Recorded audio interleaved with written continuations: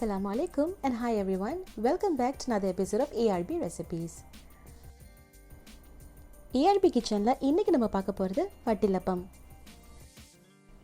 நம்ம இஸ்லாமியர்கள் இல்லங்களில் பாரம்பரியமாக செய்யக்கூடிய இந்த வட்டிலப்பம் எப்படி செய்யலான்னு பார்க்கறதுக்கு முன்னாடி மறக்காமல் ARB ரெசிபீஸை சப்ஸ்கிரைப் பண்ணிக்கோங்க. இப்போ வாங்க வீடியோக்குள்ளே போகலாம். இன்றைக்கி வட்டிலப்பம் செய்கிறதுக்கு நான் 5 முட்டை எடுத்திருக்கேன். 5 முட்டைக்கு அரை கப் அளவு சீனி தேவைப்படும்.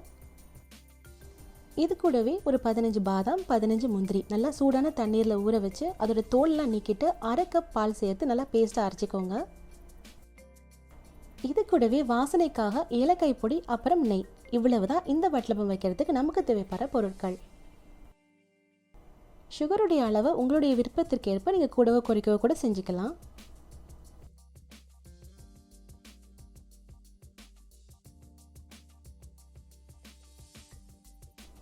தேவையான பொருட்களில் நம்ம இப்போ எடுத்து வச்சாச்சு. இப்போ நம்ம வட்டிலப்பம் செய்கிறதுக்கு ஆரம்பிச்சிடலாம்.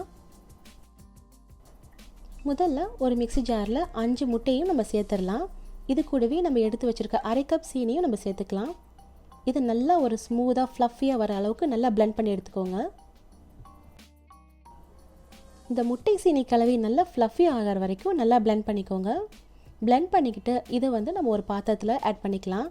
எந்த பாத்திரத்தில் நீங்கள் இதை வேக வைக்க போகிறீங்களோ அந்த பாத்திரத்துலேயே எந்த நெய்யும் தடவ வேண்டாம், அப்படியே ஊற்றிக்கோங்க.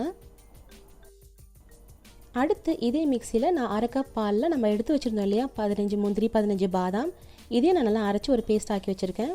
இப்போ இந்த பேஸ்ட்டையும் நம்ம இதில் கலந்துடலாம். கூடவே வாசனைக்காக அரை டீஸ்பூன் அளவு ஏலக்காய் தூள், அப்புறம் 3 டீஸ்பூன் அளவு நெய். அடுத்து நம்ம சேர்த்துருக்க பாதாம் முந்திரி பேஸ்ட், ஏலக்காய் தூள், நெய் இதெல்லாம் ஒன்றா சேர்கிற அளவுக்கு நல்லா மிக்ஸ் பண்ணி விட்டுக்கோங்க. இது எல்லாமே நல்லா ஒன்று சேர கலந்து விட்டதும் ஒரு மூடி போட்டு இட்லி பாத்திரத்துலையோ இல்லை ஸ்டீமர்லேயோ ஒரு 45 நிமிஷத்துலேருந்து 1 மணி நேரம் வரைக்கும் நல்லா வேக வச்சு எடுத்துக்கோங்க.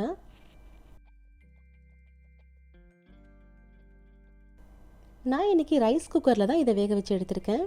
எனக்கு ஒரு 45 நிமிஷம் போல் ஆனது. உங்களுக்கு கூடவோ குறைவோ ஆகலாம். வழக்கமாக நம்ம புட்டிங் செய்யும்போது செக் பண்ணுவோம் இல்லையா, ஒரு ஃபோக் இல்லை ஸ்பூன் வச்சு அதை போல் செக் பண்ணி பாருங்கள். ஒட்டாமல் வந்ததுன்னா வட்டிலப்பம் ரெடி ஆகிடுச்சின்னு அர்த்தம். இப்போ இதை நம்ம வெளியே எடுத்து வச்சு நல்லா ஆற வச்சுக்கலாம். நல்லா ஆறினதும் உங்களுடைய விருப்பத்துக்கு ஏற்ப நல்லா கட் பண்ணிக்கோங்க.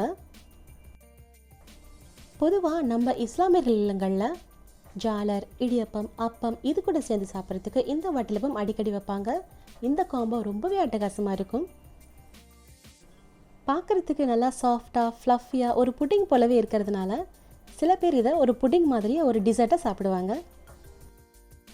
அதனால் நீங்கள் இதை ஒரு டிசர்ட்டாக கூட செஞ்சு உங்கள் வீட்டில் உள்ளவங்க எல்லாரையுமே அசத்தலாம். குட்டீஸ்க்கு மட்டுமில்லை, பெரியவங்களுக்கு கூட இது ரொம்ப பிடித்தமான ஒரு டிசர்ட்டாக தான் இருக்கும். நான் இன்றைக்கி இந்த வட்டிலப்பத்து கூட சேர்த்து சாப்பிட்றதுக்கு அப்பம் தான் செஞ்சுருந்தேன்.